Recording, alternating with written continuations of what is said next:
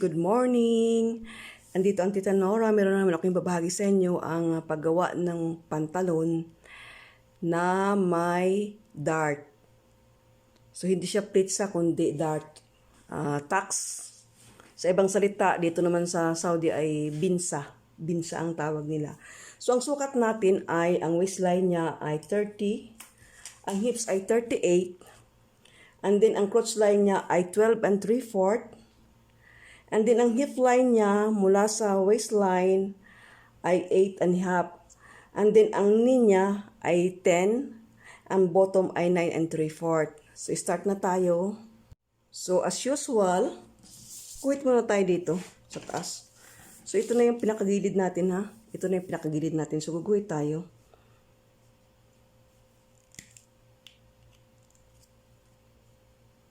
So, siyempre, pagka meron siyang tax, ibig sabihin medyo maluwang, hindi siya fit. So, ayan. And then, ang kanyang crotch ay 12 and 3/4. So, sukat muna tayo ng 12 and 3/4, i-minus natin ang 1 and 1/4 para sa waistband. So, ito siya. So, ang waistband niya ay 3 cm ay 1 and 1/4. So, i-minus natin yan. Ito yung crotch line niya.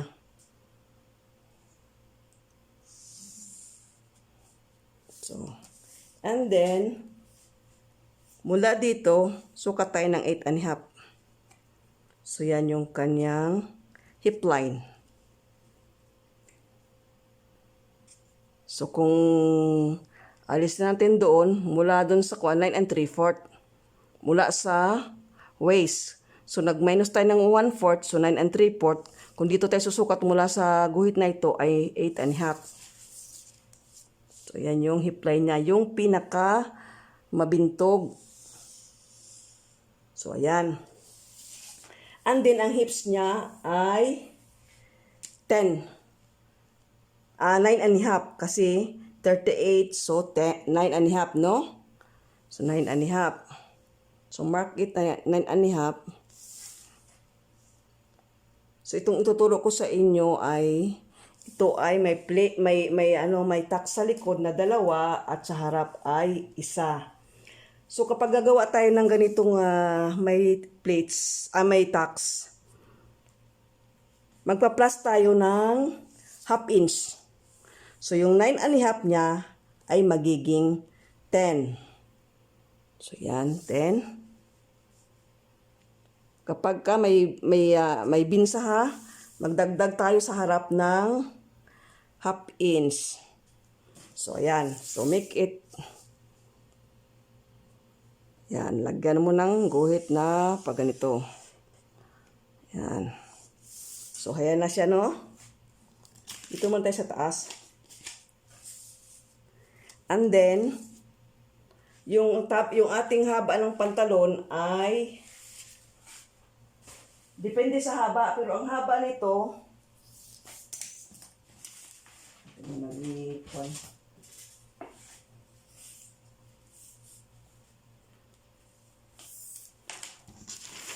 so yan na. So ang haba niya ay 42. So 29 mula dito sa yan, mula dyan, no? 29.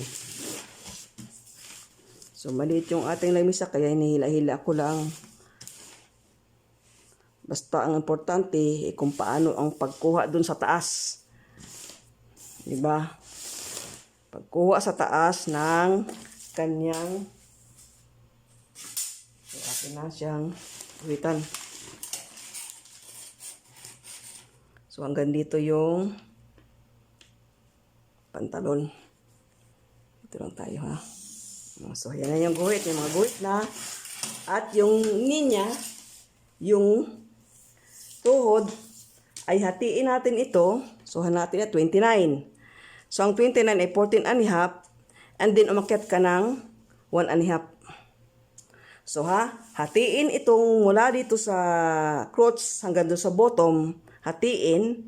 Ang kalahati, di 29. Ang kalahati niya ay 14 and a half. Mula sa 14 and a half, tumaas tayo ng 1 and a half. Yun yung kanyang tuhod. Diba? Yun ang tuhod niya. So, ayan. Guhit na natin. So, ito na yung tuhod. So, ayan. May tuhod na tayo. May crotch line, may hip line, may waist line. So, dito, maluwan lang naman ang pagkuha niyan kasi hindi naman siya gaanong ano dito sa may ano yan, legs niya, sa may niya. So, ang gagawin natin ngayon, ito, ang hips niya. Itong kabuuan, no? So, hindi natin sasama yung ating dinagdag na half inch. So, 9 and a half lang ang i-divide natin sa 4. So, 9 and a half divided by 4. So, 2 and 3/8. So, alisin natin yung 3/8. 2 lang ang ating ilagay dito.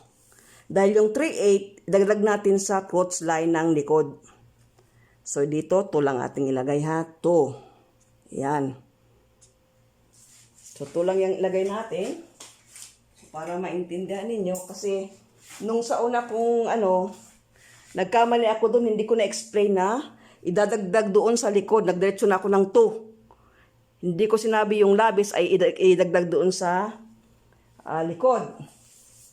So ngayon, ang gagawin natin ay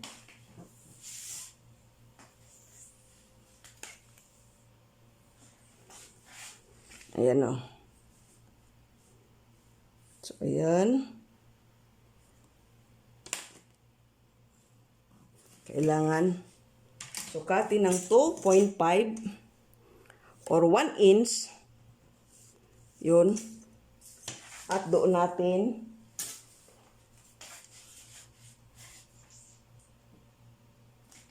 yan, oh.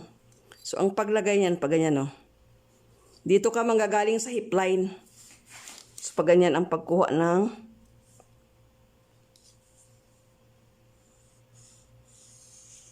ayan. Yan ang crotch line niya. So, ito, ang hips niya ay 9 and a half. Dahil 38, so 9 and a half ang 1/4. So, ito naman, naging 10 kasi dagdagan natin ng half inch, no? Note, kapag gumawa kayo merong tax o merong dart, magdagdag kayo ng half inch. Pero hindi nyo isasama sa pag-divide para makuha yung crotch niya. So, 9 and a half divided by 4 is equals to 2 and 3/8. And then, 2 lang ang ilagay mo dyan, yung 3/8, idadagdag mo mamaya doon sa likod. Dito tayo sa taas ha, dito muna tayo sa taas. So, para makuha natin yung center line, i-divide natin sa dalawa ito. So, 12 and 1/4. So, 6 and 1/8. Or 1/8. Yan. 1/16. 6 and 1/16. So, ayan. Doon din ang gagawin natin. And then, guhit.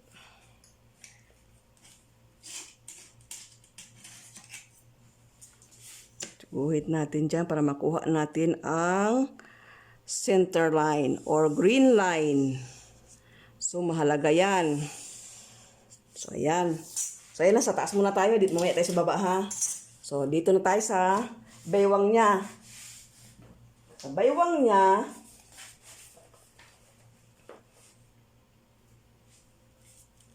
ay, waistline niya ay 30. So, 30 divided by 4 is 7 and a half plus 1 and 1/4. So, 7 and a half plus 1 and 1/4. So, magiging 8 and 3/4. Diba? Magiging 8 and 3/4.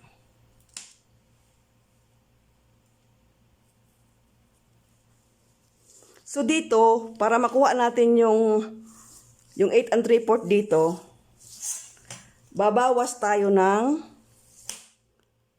3/8 dito. 3/8 or 1 centimeter. So, 3/8. Nakita nyo ha, 3/8. Malaki ang sulat dito eh. 3/8. And then, igaganyan natin oh. Ayun, 3/8. Bakit tayo nagdagdag ng 3?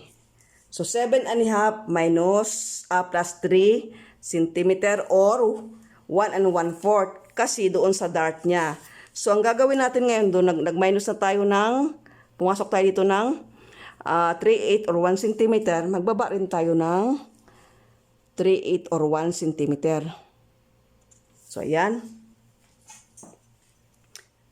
Yan, meron ng tanda yan ha. So, mula dito sa center line, mag-ano tayo ng kalahating sentimetro. Yan, kalahating sentimetro. At doon natin bibilang yung kanyang dart. So, yan ang dart niya ha. So, dito, huwag tayo ditong huwag natin dito galing sa, lumabas tayo ng, half centimeter. And then, ang haba ay 4 inches. So, 4 inches. So, ang susunod natin gagawin, so, ayan yung kalahati noon ay nandito. So, igaganyan natin siya. Ayan. And then, atin muna siyang bawasan nyo ng half, ng 1 centimeter papunta dito. So, mula dyan, ayan, mula dito pa ganon. And then, mula dyan, maglagay na tayo ng tacks.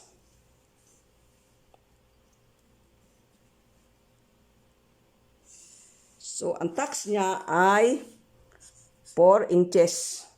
Pag may ganyan, inches ibig sabihin yan. And then, dito naman ay 3/8. 3/8 and then 3/8 din papasok. 3/8 din papasok. So, ayan na yung kanyang kwan ha. So, ngayon, ito na. Di 7.5. Ayan, 7.5. Yan siya. Plus 3.5. So, ayan na siya. Diba? Ayan na siya ang kanyang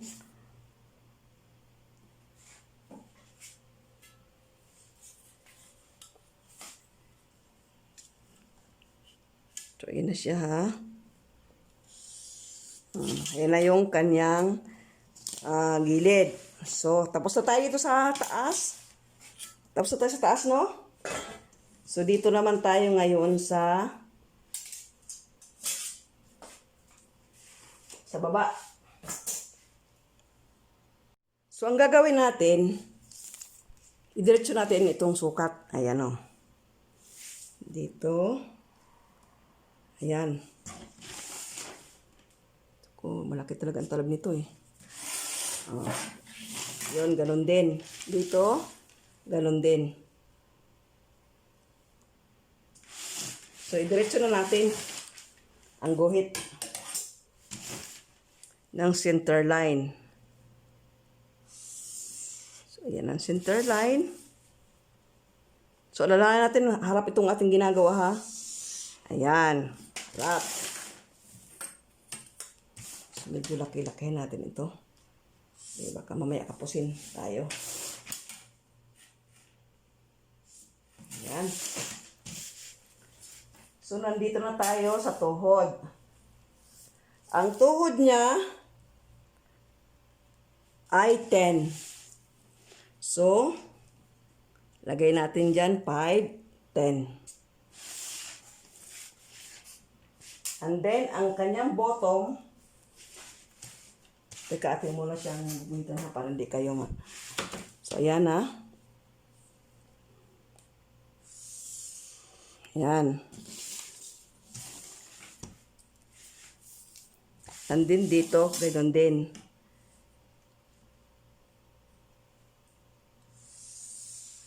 Yan. And then, ang bottom niya ay palalakihan natin ng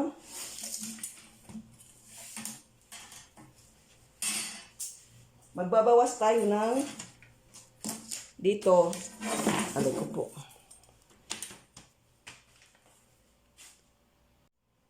So, dito, magdagdag tayo ng 1/4. So, 5 yan. Ayan, 5. So, 5 and 1/4 dito sa laylayan. So, 10 and 1/4. So, magiging ganyan siya, oh. So, mamaya natin ayusin ang kurba niyan, ha. So, ayan.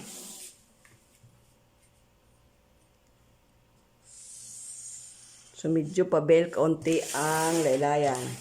So, ayan yung kanyang pattern. And then dito, gaganyan natin siya, oh.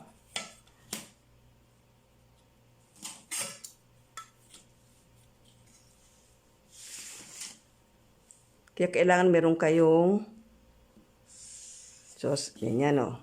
Para maganda ang kanyang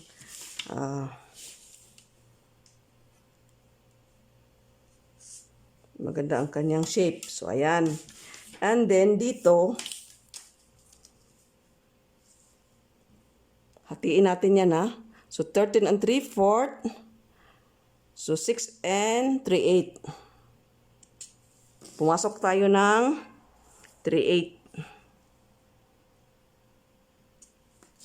And then, ito ganyan na.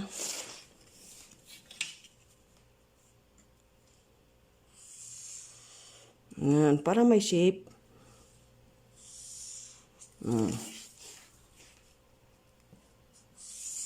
So, ayan na yung kanyang, ito yung true line niya, ha. So, ayan na siya. So, yari na yung ating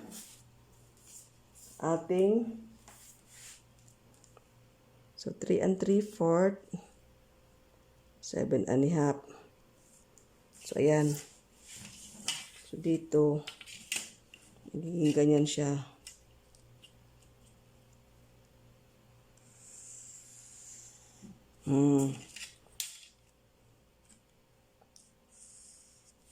So, ayan na siya. Ayan na ang shape niya. So, tandaan, ha. Papasok ka ng 3/8. Magbababa ka ng 3/8 sa front. And then, dito, mula dito sa green line, mag-ano ka ng 0.5 cm. Doon ka mag-umpisa magsukat ng 1 and 1/4. Na yun ang kanyang dart at ang haba ng dart niya ay 4 inches. So, ayan, ha. So, tapos na tayo. Ito ang kanyang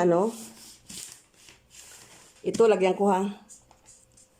Hips divided by 4 plus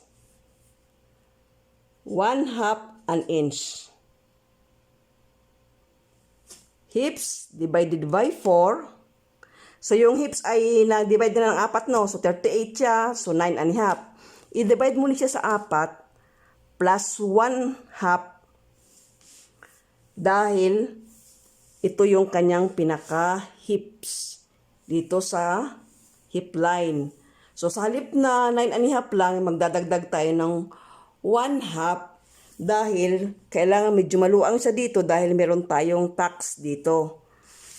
So, dito naman sa kanyang crotch line, i-divide mo sa 4 ang hips, ang 9 and a half, hindi 10, ha. Hindi mo sasama yung dinagdag mong half inch. So, 9 and a half divided by 4 is 2 and 3/8 minus 3/8. So, 2 lang ang ilalagay mo dyan. 2. So, ito na yung front. So, ayan na yung front, ha. So, dito sa likod, mayroong pagkakaiba. So, titignan niyo, ha. So, tandaan niyo yung aking turo sa inyo. So, tapos na tayo sa front. So, pupunta tayo sa back.